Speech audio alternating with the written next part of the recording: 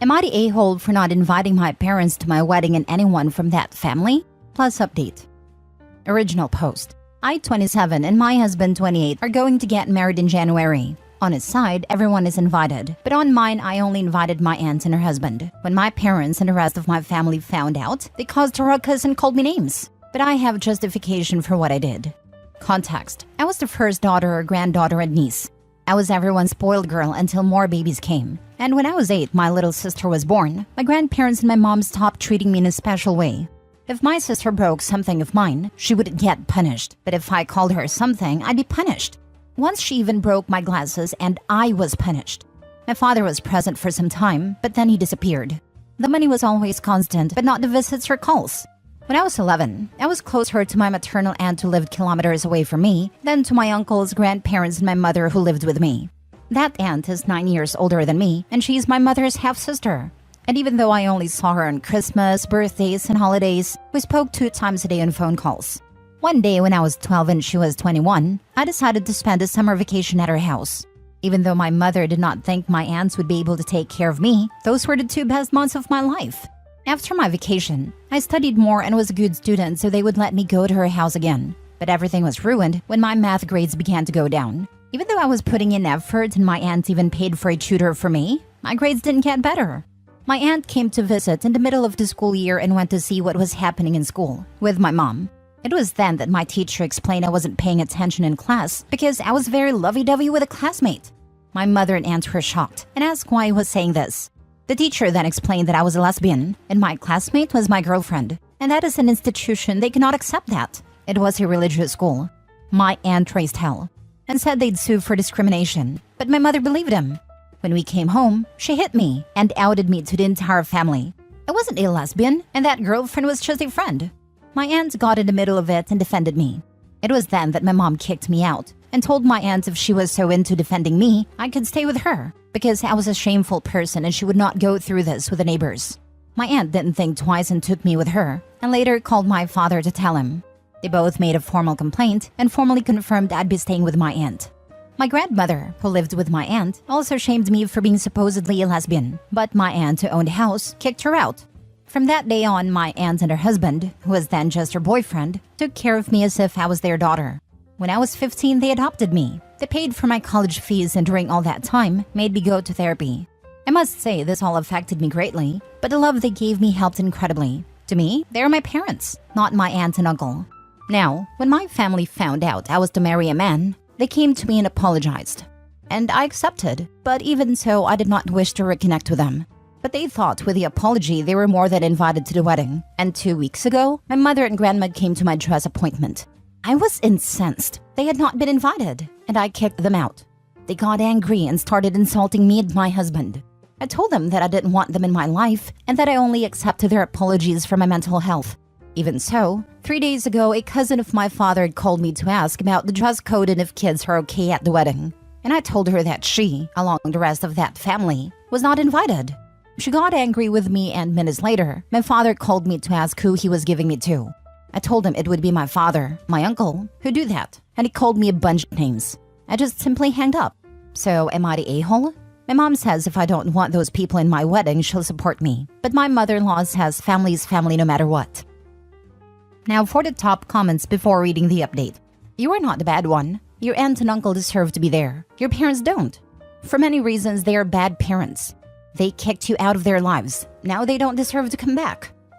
They didn't want to be part of OP's life when she was a child and needed them. Now that they realize she's over them and doesn't want to be part of their lives either, they are mad about it. They don't care about OP or her wedding. They just don't like the shoe being on the other foot. Not the a-hole. It's your wedding. You and your husband decide who is going to be invited. It sounds to me like you have very compelling reasons for not inviting those family members. However, I would advise you to hire security to kick these people out, because I can almost guarantee you that they'll try to show up.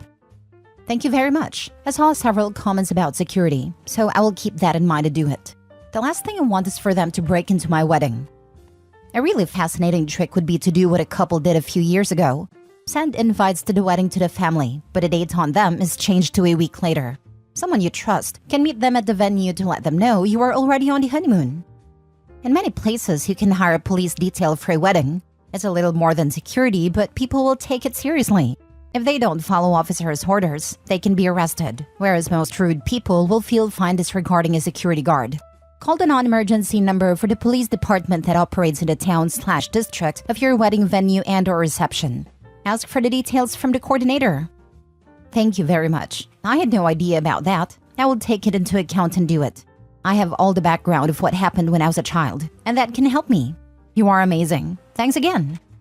You are doing the right thing. These people are trash. Sure, they apologize to you, but they still feel it was appropriate to disown you and treat you like trash because they're homophobic monsters. If you were gay, they would still be treating you that way. They are bad people and they do not deserve your pity, much less your concern. Let them die mad. Have your aunt send out a blast text to the whole family, telling them they are not invited, and that there will be security at the venue to prevent anyone without an invite from getting in. They don't get to pretend they view you as family when they have spent years making sure you knew exactly how little they thought of you. Tell your future mother-in-law that her family is not your family. No matter what is an insane thing to say about people who abused you. Make sure she understands that this is a hill you will die on, and that your abusers, make sure you use that word, are not going to be allowed to force their way into your life no matter who they share genes with. If future mother-in-law hasn't experienced abuse, she has no business speaking to your situation. Until today, my mother-in-law did not know my real history with them because I did not think it was necessary. But I did it because my aunt/mother told me that it would be good for her to know my reasons. It was a horrible thing for her to know, and now she is totally okay with them coming back into my life. Now for the update. It's been nearly a month since my first post, and I wanted to explain some things that have happened to me. I told my mother-in-law about everything my family did to me in the past. At first, she seemed supportive, but then my husband found out she was still in contact with my parents, and he decided to cut her off. He advised her that if she continued down this path, she'd never meet future grandchildren. He also told her that the only way she'd be able to come back into our lives was if she apologized to meet my adoptive parents. He also told his father and brothers that if they tried to intervene between us, my family and his mother, they'd also be cut off from our lives, and that of our future kids. One thing I did not mention was everything around my father and my sister. Turns out, after my father decided he couldn't take care of me and let me go live with my aunt, he and my mother got back together and had a son. My sister thought I lived with my dad, and I thought she had a much better life. But as I've found out, my ex-family mistreated her day and night. They basically had her kidnapped, and she couldn't use the phone or the internet, even though she is not a minor. When we found out, we went to get her. I must say it wasn't the best way. We followed her until we found her uni. There, we kind of ambushed her and asked her to come with us. She was very happy to see us and came with us. Together, we talked about it all. We apologized to each other and told everything. We both were victims of our parents. Right now, my adoptive parents are fighting for custody of our little brother. With my sisters and mine's witness statements, we hope to win. We also got my sister therapy to help her a bit with all of the trauma. As for my wedding, we decided to rush it and have a small wedding. With only my adoptive parents, my siblings, my parents had a few more kids, some friends, and my husband's father and brother. We told no one to have no surprises. Thank you for your advice and support. Next story. Am I the a-hole for being mad that my boyfriend's ex-wife ruined my birthday plans? I'm a 38-year-old female. Been with my boyfriend for 4 years now. His ex has always been an issue, but we deal with it. He has a 14-year-old son. I don't have much of a relationship with him because his mom doesn't like the fact that his dad moved on after the divorce and she hasn't. She was caught cheating by the way, and the man she cheated with went back to his wife, so she is bitter towards us. Now, my boyfriend and I have been making plans for my birthday. We planned a date together, going on a short road trip and then dinner. My boyfriend already told his ex that he would be out of town that day if their son needed anything. Everything was fine, up until that morning. He gets a call that his son's mother has decided to go out of town and she was dropping their son off. I asked him to inform her that we had plans as discussed previous, and she needs to adhere to the plans. It was her weekend to have him anyway. My boyfriend refused. Any other time, I tell him his kids come first, but this was my day. My one day out of the year that I asked to be accommodated. I never ask for anything during the holidays. This is just my day. His son gets bored easily and is constantly complaining, so the entire day will be miserable with him constantly waiting to go home. My boyfriend asked if we could reschedule, and I told him no. This is the one time I ask him to do for me and he can't? I told him to have a great day with his son. I was going to celebrate by myself. He got mad and said I was not being fair. I explained to him that it isn't fair for him to cower down to his ex-wife and stick the plans. She knew we were going out of town. So I left and did my own thing by myself. Am I the a-hole for celebrating my birthday without him? Now for the top comments. Why tell her plans so she can ruin them? He's 14, not an infant. I'd dump him for this. Exactly. It wasn't even their weekend. I get letting her know in case of emergency, but send a text after you are already there. That depends, because if there is a legal custody structure, then part of the agreement might be advance notice about going out of town / restrictions on availability in case of emergency. It might also require that if there's an emergency and or something comes up, then he has to take his son or she can fight to make him lose rights, which would give her more leverage to make his life and his relationship miserable by holding their son over his head. In my situation, my mother had custody, but my neglectful father and stepmom, whose oldest son was her golden child, and her husband and younger son still came before me by far, would fight for custody of me and plays lots of games, including tricking me and trying to poison me against my mother.